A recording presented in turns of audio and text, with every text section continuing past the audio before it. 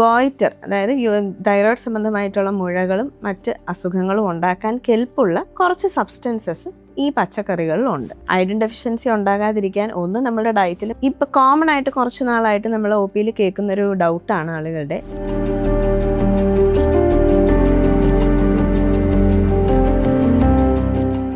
Thyroid problem ഉള്ളവരാണോ നിങ്ങൾ? Thyroid ഗ്രന്ഥിയുടെ പ്രവർത്തനം വളരെ ഇമ്പോർട്ടൻ്റ് ആയിട്ടുള്ളൊരു കാര്യമാണ്. നമ്മുടെ തലച്ചോറിലുള്ള പിറ്റ്യൂട്ടറി എന്ന് പറയുന്ന ഒരു ഗ്ലാൻഡാണ് ഈ തൈറോയ്ഡ് ഗ്രന്ഥിയും കൂടി നിയന്ത്രിക്കുന്നത്. അപ്പോൾ പിറ്റ്യൂട്ടറിന്ന് വരുന്ന TSH എന്ന് പറയുന്ന തൈറോയ്ഡ് സ്റ്റിമുലേറ്റിംഗ് ഹോർമോൺ വന്ന് തൈറോയിഡിനോട് പറയും എന്ത് ചെയ്യണമെന്ന്. അതനുസരിച്ച് ഈ തൈറോയ്ഡ് ഗ്രന്ഥി, അത് നമ്മുടെ കഴുത്തിലാണ് ഇരിക്കുന്നത്, തൈറോയ്ഡ് ഗ്രന്ഥി T3, T4 എന്ന് പറയുന്ന തൈറോയ്ഡ് ഹോർമോൺസിനെ ഉണ്ടാക്കുന്നു. ഈ T3, T4ന്റെ ഉൽപാദനം കുറയുമ്പോൾ, അതായത് തൈറോയ്ഡ് ഗ്രന്ഥിയുടെ പ്രവർത്തനം കുറയുമ്പോൾ അതിനെ ഹൈപ്പോ തൈറോയിഡിസം എന്ന് പറയും, കൂടുമ്പോൾ ഹൈപ്പർ തൈറോയിഡിസം എന്ന് പറയും. ഇതൊന്നും അല്ലാതെ ഈ ഹോർമോൺ വ്യതിയാനങ്ങളൊന്നും ഇല്ലാതെ തന്നെ ചിലപ്പോൾ തൈറോയിഡിൽ മുഴകളൊക്കെ ഉണ്ടാവാം, അതിനെ ഗോയിറ്റർ എന്ന് പറയും. അപ്പോൾ ഈ തൈറോയ്ഡ് പ്രവർത്തനത്തിന് പ്രശ്നങ്ങൾ ഉണ്ടാകുമ്പോൾ നമ്മുടെ ബോഡിയിലെ ഒരുപാട് ഓർഗൻസിനെ അത് ബാധിക്കും.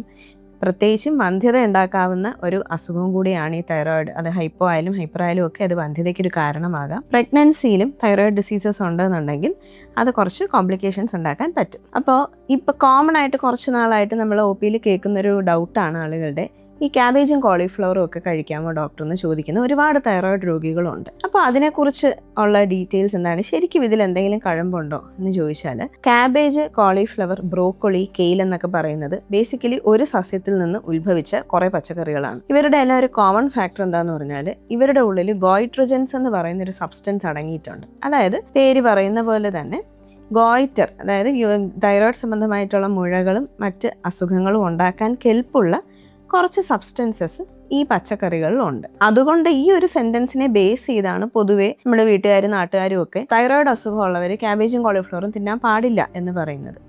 പക്ഷേ അത് മുഴുവനായും ശരിയാണെന്ന് എനിക്ക് പറയാൻ പറ്റില്ല. 3 കാര്യങ്ങളാണ് മെയിനായിട്ട് നമ്മൾ നോക്കേണ്ടത്.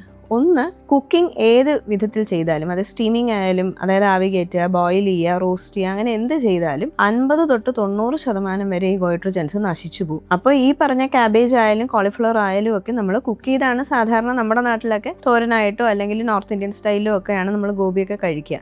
അല്ലാതെ പച്ചയ്ക്ക് കോളിഫ്ലവർ ആരും കഴിക്കാറില്ല. അപ്പോൾ കുക്ക് ചെയ്ത് കഴിക്കുമ്പോൾ 90% ഈ ഗോയിട്രോജൻസ് നശിച്ചു പോകാറാണ് ചെയ്യുക. രണ്ടാമത്തെ പോയിന്റ്, ഇൻ കേസ് ഇനി നമ്മൾ കുക്ക് ചെയ്യാതെ, അതായത് ഇപ്പോൾ ക്യാബേജോ കെയിൽ സാലഡ് അങ്ങനെയൊക്കെ കഴിക്കാനായിട്ട് റോ ആയിട്ട് കഴിക്കുന്നുണ്ടെങ്കിൽ തന്നെ വളരെ അമിതമായ അളവിൽ കഴിക്കുമ്പോഴാണ് ഈ പറഞ്ഞ ഗോയിട്രോജൻസ് ഒരു അസുഖം ഉണ്ടാക്കുന്ന രീതിയിൽ ബ്ലഡിൽ കൂടാൻ പോകുന്നത്. അപ്പോൾ ചില വിഭവങ്ങൾ നമ്മൾ കടയിൽ നിന്ന് മേടിക്കുന്ന ഈ കോൾസ്ലോ പോലത്തെ സാധനങ്ങളിലൊക്കെ കുറച്ച് ക്യാബേജ് റോ ആയിട്ട് കാണും. അതെപ്പോഴും നമ്മൾ ഡിപ്പായിട്ടൊക്കെ യൂസ് ചെയ്യുന്ന സാധനങ്ങളാണ്. അല്ലാണ്ട് അതൊരു ഫുൾ മീലായിട്ട് കഴിക്കാതിരുന്നാൽ വലിയ റിസ്ക് അത് കാരണം ഉണ്ടാവാൻ സാധ്യതയില്ല. മൂന്നാമത്തെ പോയിന്റ്, സിവിയർ ആയിട്ടുള്ള അയഡിൻ ഡെഫിഷ്യൻസി ഉള്ളവരിലാണ് പൊതുവെ ഈ പറഞ്ഞ പച്ചക്കറികൾ അമിതമായിട്ട് കുക്ക് ചെയ്യാതെ കഴിക്കുമ്പോൾ തൈറോയ്ഡ് ഡിസീസസ് ഉണ്ടാകാൻ സാധ്യതയുള്ളത്. ഈ സിവിയർ അയഡിൻ ഡെഫിഷ്യൻസിക്ക് പൊതുവേ നമ്മൾ സൗത്ത് ഏഷ്യയിലുള്ളവർക്ക് കുറച്ച് റിസ്ക് കൂടുതലാണ്. എന്നാൽ പോലും അയഡിൻ ഡെഫിഷ്യൻസി ഉണ്ടാകാതിരിക്കാൻ ഒന്ന്, നമ്മുടെ ഡയറ്റിൽ മത്സ്യം കൂടുതലുണ്ടെങ്കിൽ, പൊതുവേ മലയാളികൾ മീൻ കഴിക്കുന്നവരാണ് കൂടുതലും, അല്ല പാൽ ഉൽപ്പന്നങ്ങൾ കഴിക്കുന്നവരാണെങ്കിൽ, ഇപ്പോൾ വെജിറ്റേറിയൻസ് ആണെങ്കിൽ പോലും പാൽ ഉൽപ്പന്നങ്ങൾ കഴിക്കുന്നവരിലൊന്നും അയഡിൻ ഡെഫിഷ്യൻസി വരേണ്ട കാര്യമില്ല. ഇനി നിങ്ങൾ വീഗൻ ആണ്, അതായത് പാലും ഉപയോഗിക്കുന്നില്ല എന്നാണെങ്കിൽ കൂടി നമ്മൾ മാർക്കറ്റിൽ പോയി മേടിക്കുന്ന സാധാരണ ഉപ്പിലെല്ലാം നിങ്ങൾ ശ്രദ്ധിച്ചാൽ